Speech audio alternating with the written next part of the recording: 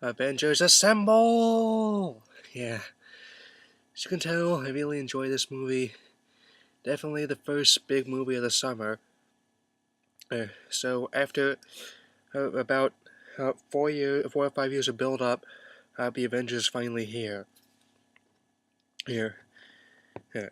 We have Loki, played by once again by Tom Hiddleston, and summoning this alien force is trying to take over the world. I'm claiming that freedom is an illusion for humans. And, and so after that, the results, which is Iron Man, played once again by Robert Downey Jr., you Thor, played by Chris Hemsworth. Also watch for him in Snow White and the Huntsman, and coming soon.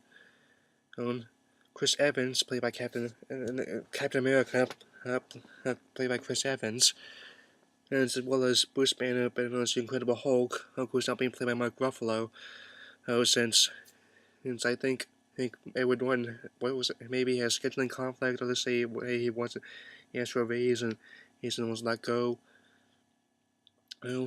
Yeah. Other people to watch in this movie are Scarlett Johansson as Black Widow. I really love her, the way she acts. I love the way she's such an ass kicker. And we also have Jeremy Renner and as Hawkeye. He's a great archer, and I've been watching him ever since he started in the Hurt Locker in 2009. So anyway, I was looking forward to some, not only as because I liked the previous movies that built up to it, and here they are in order from most favorite to least favorite. Keep in mind that I don't think any of them are bad movies. Iron Man and Captain America: The First Avenger. Uh, uh, the Incredible Hulk. Oh, oh, oh, come on. Oh, Hulk, Thor, and Iron Man 2. Oh, so, I mean, after all this build up, they really had to go out of their way to hype this movie and to make sure people are really going to see it and be excited for it. Even though advertising had been going on for all these movies since they had these little stings at the end, and had one more piece of the puzzle, so when it came out, and they had been effectively starting the real marketing again since November last year, to make sure people are getting into these seats. And boy, did it happen. And since in the titles I had put before the review, the early estimate was 200 million, which was already a record in of itself for the opening weekend. But I just checked the actuals on Box Office Mojo, so it has an opening weekend 207 million, and fastest 200 million gross plus ever. So and as a fan of Joss Whedon, and when I found out he was directing the film, I got even more excited, since kind of fan of his other TV work like Buffy, Angel, and Firefly.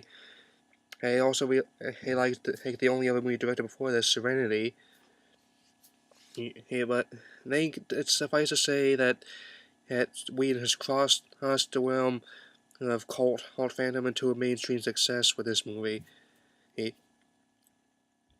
he he really made sure that all the attention and all the heroes got their fair share of development, and in this movie he made sure that Iron Man and Captain America, Thor, and even the new Hulk all got their chance to shine in this movie. It really shows who's even though they have a hard time working together at first, they really build up for that final battle in New York. So we have Thor, who's trying to deal with his brother betraying Asgard. We have Iron Man still dealing with the arc reactor and the shrapnel in his heart that could kill him without it. Steve Rogers as Captain America dealing with and with all the people in New York, all the people that he knew who were during World War II, that he got frozen and unthawed 70 years to the present day, and that all the people he cared about are either dead or probably wouldn't remember him. And we also have Bruce Banner dealing with the fact that if just one slip up could turn him into a rage-filled monster, so it smashes things up. And see, and there were some surprises in this movie that came across to me. I was generally shocked by several scenes. I'm not going to give anything away, but you will definitely be throw you for a loop if you watch this movie. Yeah, I tell you what. I saw it in 3D. That even though the conversion work was kind of shaky on Thor and Captain America, they definitely perfected it with this movie.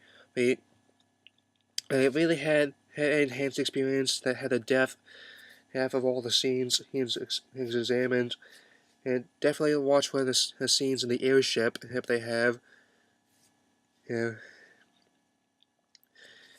and the colors were nice and sharp, but didn't feel really gimmicky at all.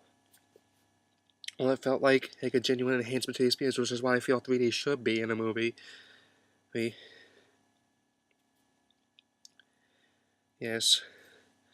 Yes, and as with all the movies in the Marvel Cinematic Universe, there's going to be a stinger at the end, and so definitely stay till the end, and if your theater will allow you, and you think you'll definitely come across something you like.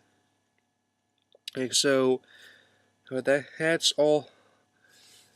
So we had, anyway, I think it's going to be a real big smash. Yes, nay, I know it's going to be a big smash since that's what record just been breaking. Again, and I've been really satisfied with this movie. I would be willing to see it a second time, and before I get to some of the other movies I'm looking forward to, which include, not limited to, Men in Black 3, Prometheus, as Brave, G.I. Joe Retaliation, and The Dark Knight Rises. Yes, I'm still not sure whether this or The Dark Knight Rises is going to be the bigger hit, but I do know that both will make very respectable amounts of money this summer. Get people in those seats. It's why now that Disney owns Marvel and the rights to all their stuff. It's clear that with Iron Man 3, it's going to start another build-up to another part of the Marvel Cinematic Universe. It's going to be released in the next 5 years or so. So, anyway, I've talked long enough now. Definitely going to render my verdict on this one. I'm going to give it 4 out of 4 stars. And as I really love this movie, and I really hope you enjoy this. If you decide to see it, it comes below, and I'll see you later. Next time's the 100th episode, I'm gonna have a surprise for you.